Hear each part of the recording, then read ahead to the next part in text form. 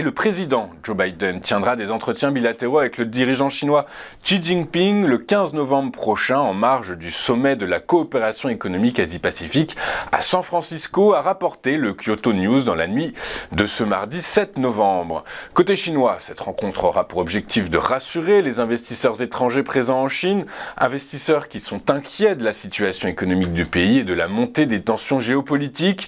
Cette rencontre sera également l'occasion pour les équipes de Joe Biden et de Xi Jinping de poursuivre les discussions entamées ce lundi sur le contrôle et la non-prolifération des armes nucléaires. Les États-Unis soulignant l'importance d'une plus grande transparence de la part de la Chine et d'une plus grande communication sur les mesures visant à réduire les risques stratégiques, y compris ceux provenant de l'espace, selon un communiqué publié par la Maison-Blanche. Les Américains souhaitent également éviter une course aux armements nucléaires à trois avec la Russie et la Chine, en particulier avec les négociations sur la prolongation du traité New START qui expire en 2026, bloqué par l'invasion de l'Ukraine par la Russie. Et même si les relations bilatérales entre les deux superpuissances sont encore tendues, et notamment avec les différends commerciaux, l'expansion chinoise en mer de Chine méridionale et la question de l'île démocratique autonome de Taïwan, cette rencontre s'inscrirait comme une nouvelle étape clé du long dialogue entamé entre Washington et Pékin pour dégeler leurs relations. Et même après 4 statu quo, une hausse de taux directeur est toujours possible. En effet, la Banque centrale australienne a relevé hier son taux directeur à son plus haut niveau depuis près de 12 ans hier, et ce afin de maîtriser une inflation obstinément élevée. La Reserve Bank of Australia a donc augmenté son taux d'un quart de point de pourcentage à 4,35%, son niveau le plus élevé depuis décembre 2011. Il s'agit de la première hausse en 5 mois et également de la première sous la direction de Michelle Bullock, qui a pris ses fonctions de gouverneur de la RBA en septembre dernier. Sa décision était attendue après que les dernières données ont montré une inflation annuelle de 5,4%, un chiffre plus élevé que prévu. Cette hausse est la dernière d'une série qui a débuté en mai 2022, au moment où la pandémie de Covid-19 et la guerre en Ukraine ont attisé l'inflation et forcé la banque à relever son taux directeur par rapport à son niveau plancher de 0,1%.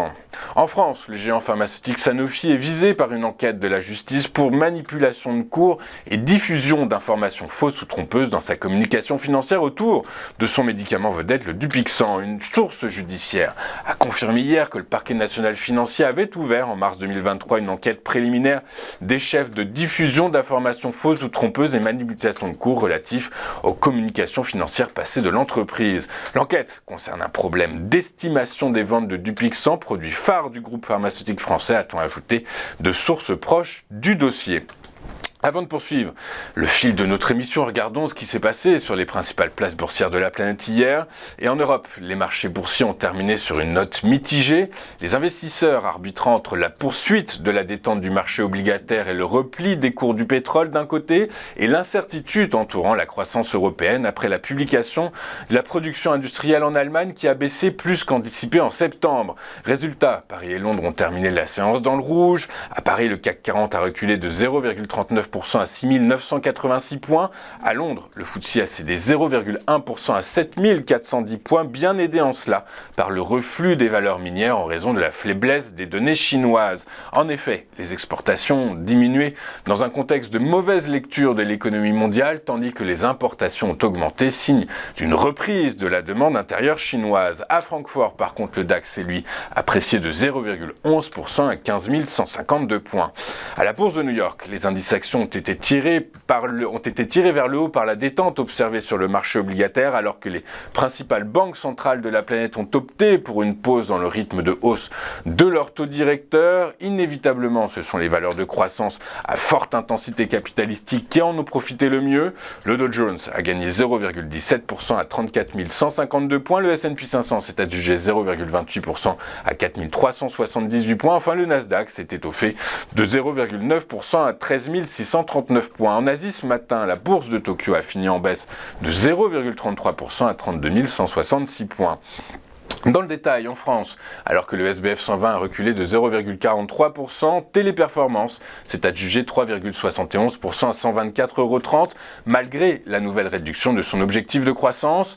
Pour les analystes financiers de Citi, cet abaissement d'objectif de croissance était déjà pris en compte par le consensus. A l'inverse, Orpea a fini lanterne rouge à la faveur d'un repli de 6,09% à 93 centimes d'euros. Le titre est sanctionné par les investisseurs après avoir décalé d'un an ses objectifs à moyen terme, soit à 2026. Je vous rappelle par ailleurs que le 12 octobre dernier, les dirigeants du groupe de maisons de retraite avaient tenu à préciser que le projet de restructuration financière implique une lourde dilution et que la valeur unitaire théorique des actions après opération d'ingénierie financière pourrait être inférieure à 2 centimes d'euros.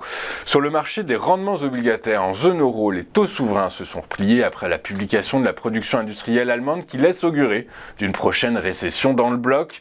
Le rendement du Bund à 10 ans a ainsi reculé d'un peu plus de 7 points de base à 2,667%, tandis que celui du taux à 2 ans s'est contracté de 2,3 points de base à 3,069%.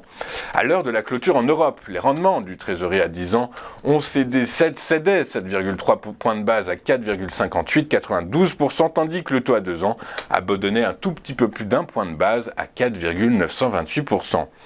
Enfin, les prix du pétrole poursuivent leur baisse sur fond de crainte quant à la demande chinoise en or noir après la publication d'indicateurs moribonds sur les exportations qui n'incitent pas à l'optimisme pour sa croissance économique.